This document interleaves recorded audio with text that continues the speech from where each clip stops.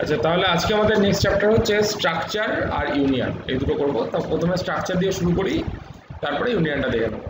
আচ্ছা, এই দুটো এগেন সিতেই আছে এই কনসেপ্ট দুটো। অন্যান্য ল্যাঙ্গুয়েজে বেসিক্যালি স্ট্রাকচার ইউনিয়নের কনসেপ্টটা সেরকমভাবে আর থাকবে না, তবে আরেকটু অ্যাডভান্স কনসেপ্ট পাবে অন্যান্য প্রোগ্রামিং ল্যাঙ্গুয়েজে, সেটাকে বলে তোমার ক্লাস আর অবজেক্ট। ঠিক আছে, মানে স্ট্রাকচার ইউনিয়নের থেকেও আরও অ্যাডভান্স জিনিস, কাছাকাছি একটা কনসেপ্ট নিয়ে তৈরি, সেটা হচ্ছে ক্লাস অবজেক্ট। সেগুলো আমরা যেগুলো অবজেক্ট ওরিয়েন্টেড প্রোগ্রামিং সেগুলোতে পাবো। কিন্তু আমাদের সিতে যেটা রয়েছে অবজেক্টের কনসেপ্ট তো নেই, এখানে হচ্ছে আমাদের স্ট্রাকচার আর ইউনিয়ন।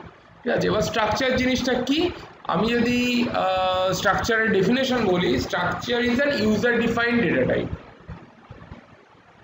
ঠিক আছে, মানে ধরো তুমি অলরেডি ডেটা টাইপ কিছু কিছু তো ইউজ করেছো, যে ইন্ট, ফ্লোট, ক্যার এরকম টাইপের বিভিন্ন ডেটা টাইপ ইউজ করেছো। এবার স্ট্রাকচার হচ্ছে কি, এটা দিয়ে তুমি তোমার মতো করে নাম দিয়ে ডেটা টাইপ বানাতে পারবে। যেমন আমাদের নাম দেওয়া আছে ইন্ট, ফ্লোট, ক্যার, ডাবল, এই নামগুলো অলরেডি দেওয়া আছে। এবার তুমি চাইছো স্টুডেন্ট বলে একটা ডেটা টাইপ বানাবে, একটা এমন ডেটা টাইপ বানাবে যার নাম দেবে স্টুডেন্ট।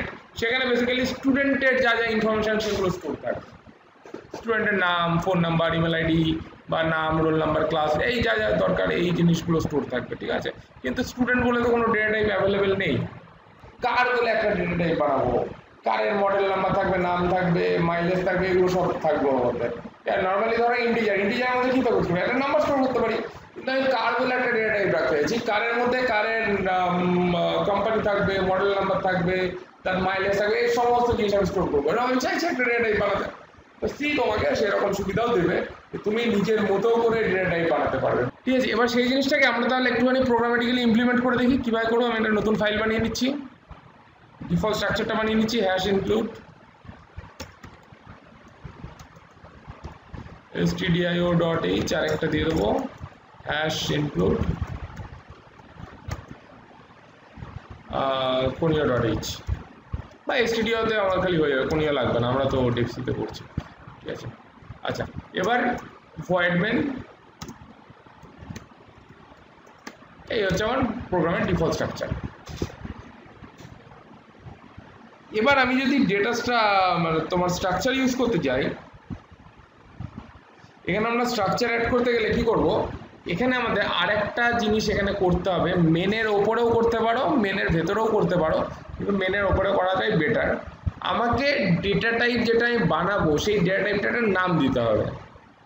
ধরে নাও আমি চাইছি স্টুডেন্ট বলে একটা ডেটা টাইপ বানাতে, তাহলে এখানে আমার ডেটা টাইপটা এইভাবে লিখতে হবে, স্ট্রাক্ট স্টুডেন্ট। ঠিক আছে, struct student, third bracket open হলো, লাস্টে গিয়ে থার্ড ব্র্যাকেট ক্লোজ করে সেমিকোলন দিতে হবে। ঠিক আছে, এইটা হচ্ছে একটা স্ট্রাকচার ডেফিনেট, মানে কীভাবে স্ট্রাকচারটা ডিফাইন করবো। ঠিক আছে, স্ট্রাক্ট, তারপরে আমি যা খুশি একটা নাম দেবো, আমি একটা নাম দিলাম স্টুডেন্ট। ঠিক আছে, তার মানে আমি একটা স্টুডেন্ট বলে কিন্তু একটা ডেটা টাইপ বানাচ্ছি, যেমন ইন্ট বলে ডেটা টাইপ আছে, ক্যার বলে আছে, স্টুডেন্ট বলে একটা ডেটা টাইপ বানিয়ে দিচ্ছি। এবার স্টুডেন্টের মধ্যে কী কী থাকবে, স্টুডেন্টের মধ্যে আমি ধরে নাও স্টুডেন্টের নামটা রাখবো, তাহলে কেয়ার নেম, এবার ওর মধ্যে আমি ধরো 30 ক্যারেক্টার্স অ্যালাউ করলাম, ক্যার নেম, আর একটা দিয়েছি ইন্ট রোল। বেসিক্যালি যদি দেখতে যাও তাহলে একটা user defined data type basically ওই প্রিমিটিভ ডেটা টাইপগুলো দিয়েই তৈরি, যেগুলো আমাদের ইন্টিজার, ক্যারেক্টার, ফ্লোট আছে, সেগুলো দিয়েই তৈরি হবে একটা ইউজার ডিফাইন্ড ডেটা টাইপ, মানে অনেকগুলো কম্বাইন করে একটা ডেটা টাইপ তৈরি হবে। ঠিক আছে, এবার আমি নাম আর রোল দিচ্ছি। আমি তাহলে এবার একটা প্রোগ্রাম করি, কিভাবে করব দেখো। আমার যদি একটা ইন্টিজার ভ্যারিয়েবল থাকতো তাহলে আমায় কীভাবে ডিফাইন করতে হতো, এরকম করে ইন্ট এ। এবার আমি চাইছি স্টুডেন্ট টাইপের, আমি তো বললাম স্টুডেন্ট হতো একটা ডেটা টাইপ, তাহলে স্টুডেন্ট টাইপের একটা ভ্যারিয়েবল ডিফাইন করতে হবে। তাহলে আমি লিখবো স্ট্রাক্ট স্টুডেন্ট, তারপরে নাম দেবো এ, যেখানে ইন্ট লিখতাম ওখানে স্ট্রাক্ট স্টুডেন্ট দিলাম, আর কোনো ডিফারেন্স নেই, জাস্ট এইটুকুই ডিফারেন্স। ঠিক আছে, তার মানে আমার এ হচ্ছে কি কোনো ইন্টিজার টাইপের ভ্যারিয়েবল না, একটা স্টুডেন্ট টাইপের ভ্যারিয়েবল এটা। ঠিক আছে, এবার তাহলে এর মধ্যে আবার দুটো জিনিস আছে, এর মধ্যে রোল আছে, নাম্বার, রোল আছে আর নেম আছে, সেই দুটোকে কীভাবে অ্যাক্সেস করবো দেখো। আমি দুটো ইনপুট নিয়ে নিচ্ছি, জাস্ট আমি ইনপুট নিয়ে আউটপুটটা দেখাবো। দেখো printf enter name of student,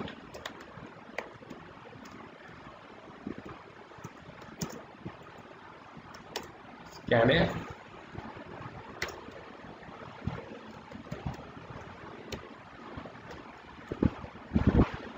আচ্ছা এখানে আমি নাম চাইছি তাহলে %s আমরা অলরেডি স্ট্রিং এর চ্যাপ্টারে সেটা দেখেছি %s কমা দিয়ে এইবার দেখো আমি কার মধ্যে ইনপুটটা নেব এ আমার স্টুডেন্ট ভ্যারিয়েবলটার নাম দিয়েছি এ তাহলে এর মধ্যে নেমে ইনপুট নেব তাহলে এ ডট নেম এইভাবে লিখতে হয় এ ডট নেম তাহলে নেমের মধ্যে ইনপুটটা যাবে সেম ভাবে আবার লিখবো printf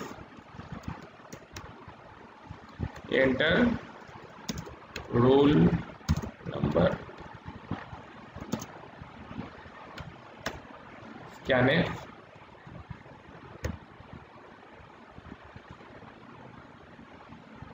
%d কমা দিয়ে আবার ওই এর মধ্যেই নেব কিন্তু এখানে এটা স্ট্রিং এর জন্য অ্যাম্পারস্যান্ড দিইনি কিন্তু ইন্টিজারের জন্য বলেছি আমি অ্যাম্পারস্যান্ড দিতে হবে তাহলে অ্যাম্পারস্যান্ড এ ডট রোল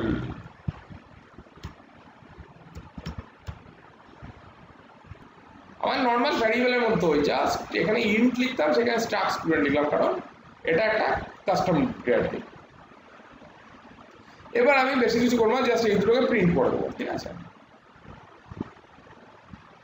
এবার প্রিন্ট করবো printf hello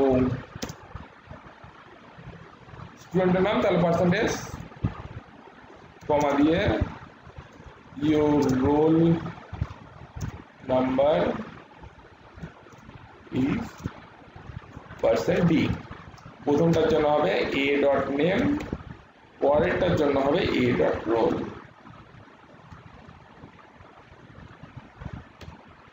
কম্পাইল করছি সেভ করতে হবে এবার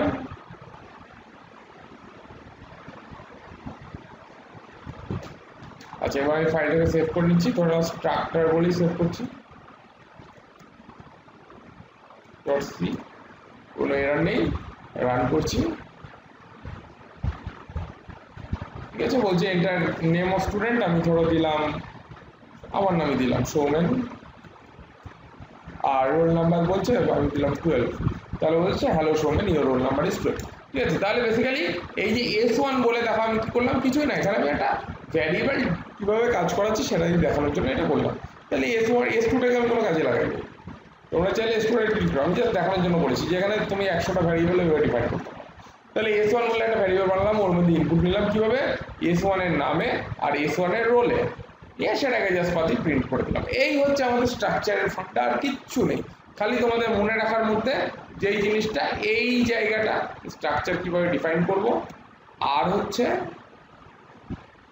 এই জায়গাটা আমরা কিভাবে ভ্যারিয়েবলগুলো ডিফাইন করব ব্যাস আর কিছু নেই এখানে এবার আরেকটা জিনিস আমাদের বাকি আছে ইউনিয়ন যদি স্ট্রাকচার বুঝে যাও ইউনিয়ন বুঝতে আর জাস্ট 5টা মিনিট লাগবে তার থেকে 1 মিনিটও বেশি লাগবে না ঠিক আছে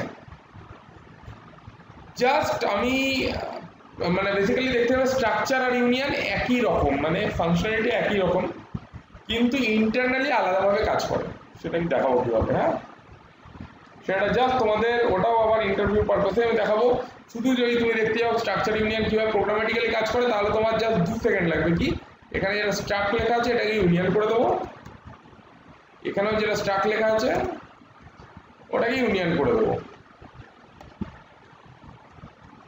ব্যাস আমার গল্প শেষ আর কিন্তু প্রোগ্রামেটিক্যালি কোনো চেঞ্জ নেই পুরো সেম কাজ হবে হ্যাঁ ইন্টারনালি কিছু ডিফারেন্স আছে যার জন্য আমার আউটপুটটা একটু আলাদা আসবে ঠিক আছে কীরকম একবার দেখো ইন্টারনাল ডিফারেন্সটা আমি দেখাবো এখনই রান করে দেখি আমাদের একই জিনিস চাইছে নেম অফ স্টুডেন্ট আমি দিলাম ধরো সৌমেন আর রোল নাম্বার চাইছে আমি দিলাম 12 তখন এন্টার দিচ্ছি আমাকে এখানটায় দেখো দিচ্ছে হ্যালো তারপরে সৌমেনটা লিখছে না অন্য কিছু একটা দিচ্ছে ইওর রোল নাম্বার ইজ 12টা ঠিক দিচ্ছে ঠিক আছে তো এইটা কি হলো সেটাই আমি দেখবো কি হলো দেখাচ্ছি এইখানে ছেড়ে দেখানোর আগে আমি একটু তোমাদের দেখিয়ে দিই আমি এই লাইনটাকে একটু ভেঙে লিখছি ঠিক আছে নাম ইনপুট নিলাম এখানেই আমি প্রিন্ট করে দেবো হ্যালো তারপরে নামটা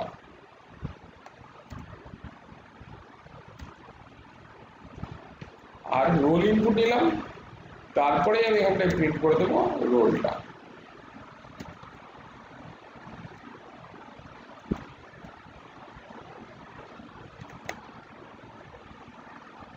আচ্ছা, কম্পাইল করছি।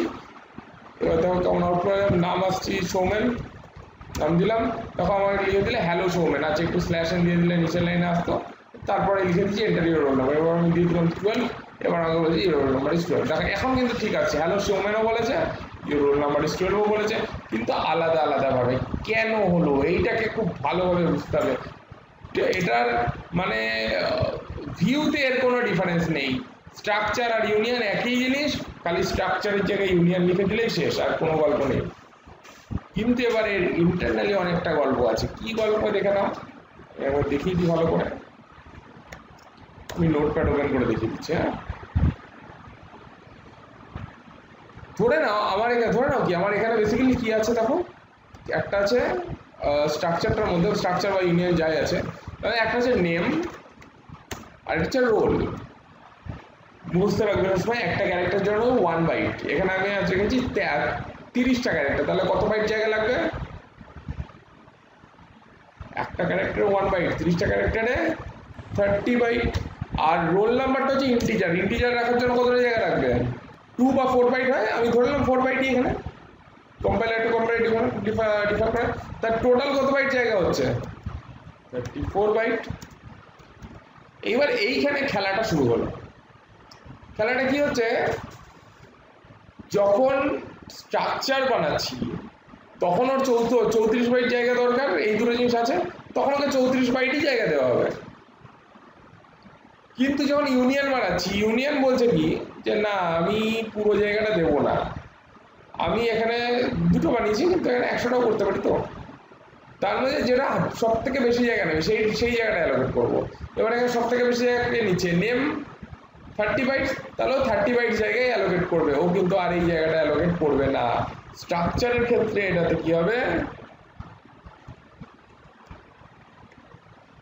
স্ট্রাকচারের ক্ষেত্রে 34 বাইট জায়গা অ্যালোকেট করবে, কিন্তু ইউনিয়নের ক্ষেত্রে অনলি 30 বাইটস জায়গা অ্যালোকেট করবে। এবার বিষয় হচ্ছে সি যেই সময়কার ল্যাঙ্গুয়েজ, সেই সময় কিন্তু মেমোরি স্পেস খুব মানে কস্টলি ছিল, ঠিক আছে?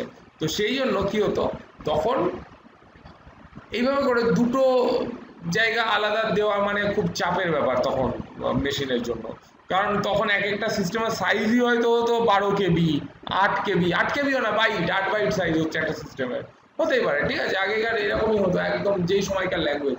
তো সেই সময় ওই মানে দুটো ভ্যারিয়েবলের জন্য দুটো জায়গা দেওয়া মানে খুব চাপের ব্যাপার, এরকম হয়ে তখন কি হতো, ইউনিয়ন ইউজ করা হতো। ইউনিয়ন ইউজ করলে কি হলো, অ্যাট এ টাইম একটা ভ্যারিয়েবলই ইউজ হচ্ছে, মেমোরি ইউজ হচ্ছে। এখানে কি হচ্ছে, যখন স্ট্রাকচার দিচ্ছি তখন তো 34 বাইট জায়গা দিয়ে দিচ্ছে, যখন ইউনিয়ন দিচ্ছি তখন বড় জায়গাটা খালি অ্যালোকেট করছে, 4 বাইট আর দিচ্ছে না। এবার গল্পটা একটাই যে আমি একসাথে দুটোকে স্টোর করতে পারবো না, আমাকে আলাদা আলাদা করতে হবে, যে আইদার নাম রাখতে পারবো বা রোল রাখতে পারবো, দুটো একসাথে কিন্তু আমি রাখতে পারবো না। এটাই হচ্ছে মেন ফান্ডামেন্টাল টেকনিক্যাল ডিফারেন্স, যেটা স্ট্রাকচার আর ইউনিয়নের মধ্যে, ঠিক আছে?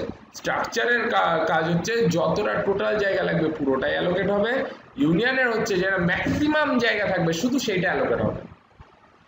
ইউনিয়নের প্রবলেম কি তাহলে, যে আমি অ্যাট এ টাইম একটার বেশি ইউজ করতে পারবো না, একটা ভেরিয়েবলে অ্যাট এ টাইম স্টোর থাকবে, আরেকটা স্টোর করলে আগেটা মুছে যাবে, যেটা আমি হয়েছিল। আমি যখন এটাকে দেখো এখানে রান করছি কোনো অসুবিধা নেই, কিন্তু যদি আমি এই প্রিন্টএফটা নিচে দিয়ে দিই তাহলে কি একটা প্রবলেম হচ্ছিল, যে এটাকে নিচে দেবো তাহলে আমার কি প্রবলেম হচ্ছিল, দেখো দিলাম সৌমেন আর দিলাম 12, দেখো হ্যালোর পরে এটা উঠে গেল, কারণ 12টা তো ওভাররাইট হয়ে গেছে, আর দিতে পারলো না।